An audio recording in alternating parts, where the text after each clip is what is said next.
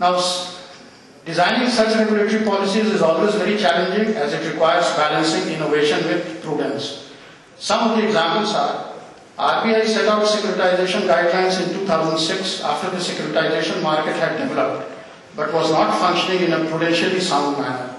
Among other things, the guidelines stipulated amortizing the profit earned on securitization transactions over the period of securitization, which prevented the development of an originate-to-distribute model that was at the very heart of misaligned incentives in securitization process in the West. In the forex derivative segment, there were several cases of mis-selling despite detailed guidelines on suitability and appropriateness. These guidelines have been further modified recently in the light of experience gained. One of the important new regulations is that banks, including foreign banks, cannot deal with any derivative product which they cannot price independently and locally in the case of foreign banks. What it means is that if you don't understand the product, please don't sell. The issue of wealth management practices has come to the fore in the wake of fraud. We are currently studying the wealth management practices in the banking system as well as in the international jurisdictions. The main challenge is to put in place a set of regulations from the perspective of suitability and appropriateness. Keeping in view our objectives in the credit derivative segment to begin with, we have introduced single name plain vanilla CDS on corporate bonds, permitting only regulated entities to act as market makers. I mean, this is the first step. Obviously, as we go along, we would look into further liberalization. Now I come to a point which had created quite a lot of debate, that is, guaranteeing of corporate bonds, in our view, would not be conducive to the development of corporate bonds, as it will only provide a crutch. And that is why we did agree for that, despite a strong body of opinion supporting this. In fact, I can mention that we have also looked into this aspect in some other jurisdictions, and we find that some of the jurisdictions who had allowed this had to undergo a painful process in withdrawing this because it led to some problems. The other important area which gives us a lot of challenges is introduction of holding company structure for financial conglomerates in India. At present, most of the financial groups in India are led by banks and organized under the bank subsidiary model. This model puts the onus on the parent bank for corporate governance, performance and capital requirement of the subsidiaries. Besides, the parent bank carries very substantial reputational risk. The working group on introduction of holding company structure in India for banks has recommended migration of major financial conglomerates to the holding company structure to address these limitations to some extent. Now, the main challenge, and on which we are awaiting public response, is in implementing the recommendations entailing a new law governing functioning of financial holding companies, providing right incentives to the existing financial conglomerates through appropriate tax treatment, and resolution of strategic and public policy issues by the government in the case of public sector banks. In the case of public sector banks, it poses a different kind of challenge. Whether the government should be holding at the holding company level or whether the government should be only at the bank level. If the government goes to the holding company level, then the subsidiaries come directly under government oversight. And that situation, which means we have more, even today, of course, in a way, the subsidiaries are a part of the public sector system. But then they become directly responsible to government, and that has a different set of issues.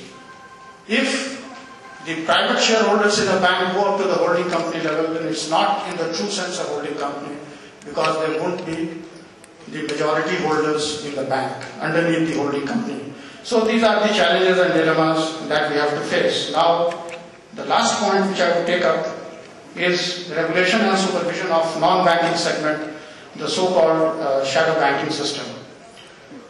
The regulation and oversight of shadow banking system is a very important international agenda in the aftermath of crisis on which work has been done. In fact, the technical work relating to banks was so exhausting that Basel Committee had kept away from that for the time being, but now that regarding the banking system, most of the things have been fixed or nearly fixed. Work on how to deal with the shadow banking system has started.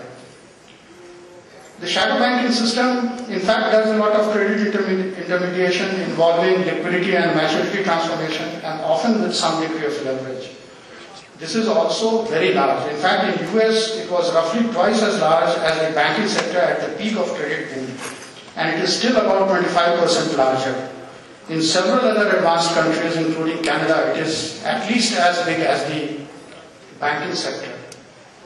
In our country, of course, we don't have that kind of size, but nevertheless, our shadow banking system, shadow banking actually is a pejorative term, it's not meant to be.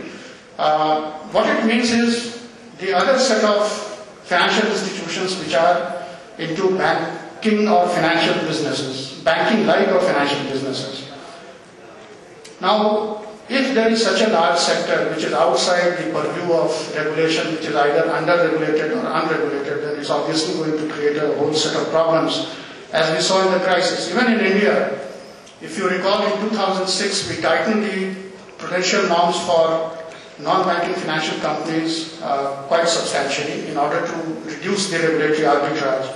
But still, new issues do keep on coming up relating to definition, relating to regulatory arbitrage issues, relating to, there are situations where where NBFCs are not in the purview of RBI, regulated by other regulators, and yet over a period of time have got into substantial leverage and credit intermediation. So these are the issues that we have to deal with, and I think Mrs. Usha Thorat's committee would be dealing with a whole lot of these issues. So the basic agenda is that no systemically important entity should escape regulation or oversight. While in US under Dodd-Frank Act, all systemically important financial institutions would come under the purview of regulation of Fed.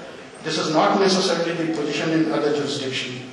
The regulatory challenge would be to devise a framework for identifying systemically important non-banking financial institutions and evolve a framework for the oversight and, if need be, prudential regulation.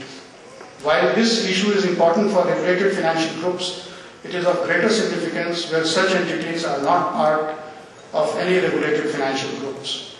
The way internationally it is proceeding is, the first stage is scanning and mapping of the overall shadow banking system. The second stage is identification of aspects of shadow banking system posing systemic risk or regulatory arbitrage concern. And the third step is detailed assessment of the shadow banking system raising systemic risk or regulatory arbitrage concern. Now, as this work progresses, like all other Basel III requirements, we will have to fall in line, we will have to carry out our own exercise.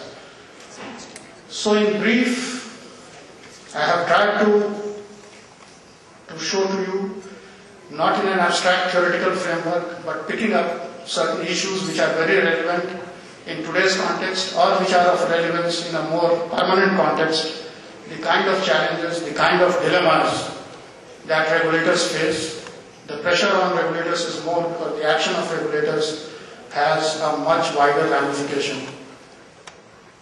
At the end of it, I don't know how many of you, after listening to this, would want to be a regulator. Thank you.